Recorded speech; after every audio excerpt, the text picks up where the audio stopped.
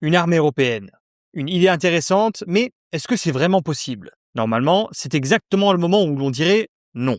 Aucune chance. Mais honnêtement, ces 12 derniers mois, la politique mondiale a évolué à une telle vitesse que ce qui paraissait impossible commence de plus en plus à ressembler à un peut-être.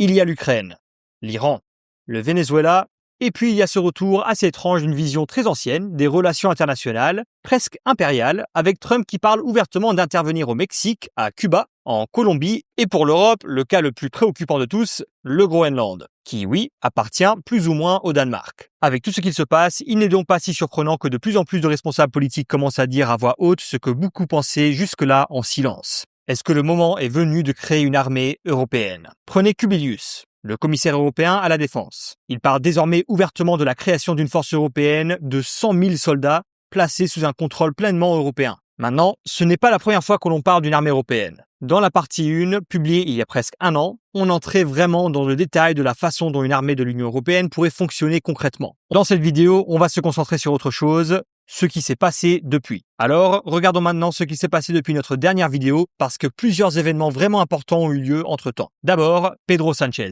Le Premier ministre espagnol est sorti publiquement avec cette déclaration, et je cite, « Il est temps de créer une armée européenne, des forces armées de l'Union européenne avec des troupes issues des 27 États membres sous un drapeau unique. C'est la seule façon de devenir une véritable union. » Alors, je ne suis pas un expert de la politique espagnole, ni de Sánchez en particulier. Mais une chose est sûre, c'est énorme. C'est audacieux et honnêtement, j'adore. Deuxième point, les Pays-Bas. Parce que les élections néerlandaises ont aussi envoyé un signal très fort, avec D66. Dans leur programme, ils écrivent littéralement « Nous travaillons à la création de forces armées européennes ». Et dans ses prises de parole médiatiques, le parti s'est montré très ouvert à l'idée d'augmenter les dépenses de défense, tout en affichant une vraie volonté de penser à l'échelle européenne et pas seulement nationale. Troisième point, les choses commencent aussi à s'accélérer au sein même de l'Union européenne.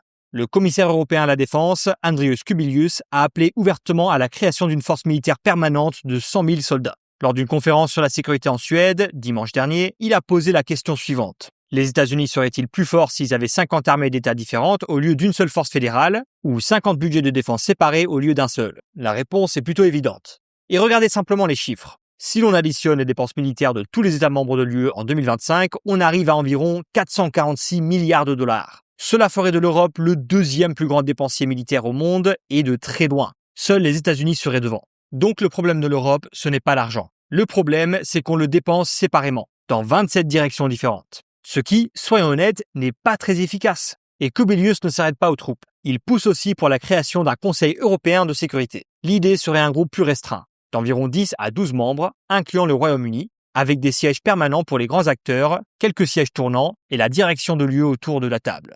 En clair, un format conçu pour prendre des décisions rapidement quand la situation devient sérieuse. Et honnêtement, on est peut-être déjà en train de voir une version bêta de tout ça émerger, à travers de ce qu'on appelle la coalition des volontaires. 34 pays, sans les États-Unis, qui commencent à se coordonner comme un seul bloc. Par exemple, la semaine dernière, le Royaume-Uni et la France ont soutenu l'idée d'envoyer des troupes en Ukraine si un accord de paix venait à être conclu. Et puis, il y a le cas du Groenland, où l'on parle désormais d'utiliser une forme de dissuasion européenne pour protéger l'île face à l'expansionnisme américain. L'une des idées évoquées serait d'activer la capacité de déploiement rapide de l'UE, forte de 5000 soldats, et de la stationner sur place. Alors non.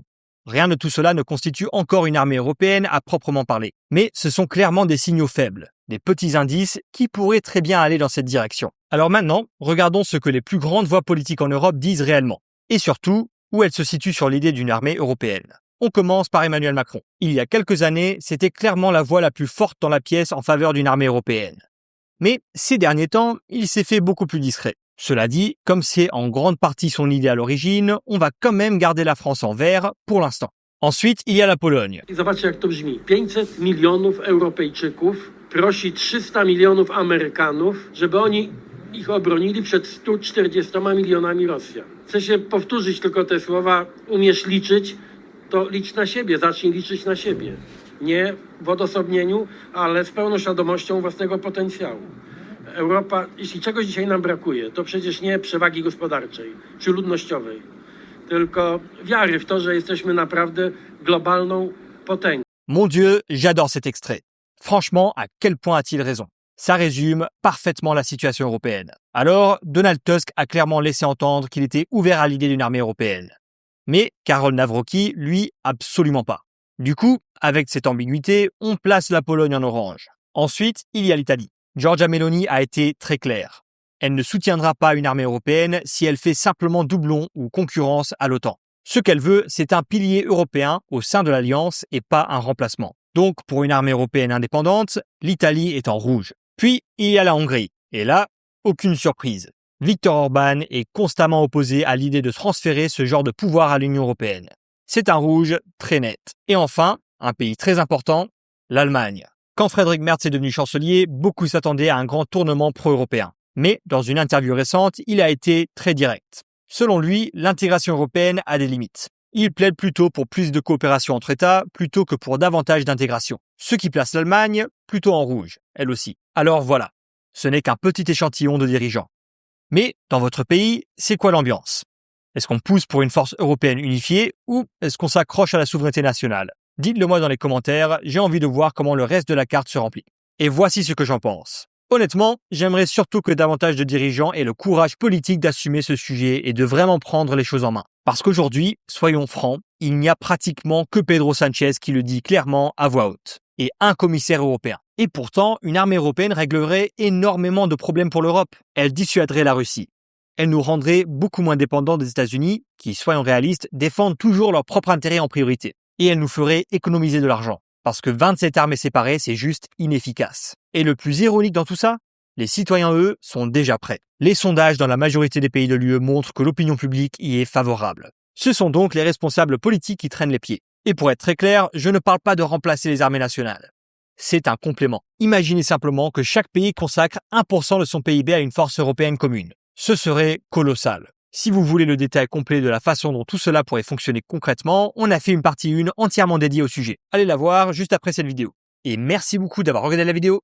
N'oubliez pas de laisser un like et de vous abonner pour plus de contenu. À la prochaine!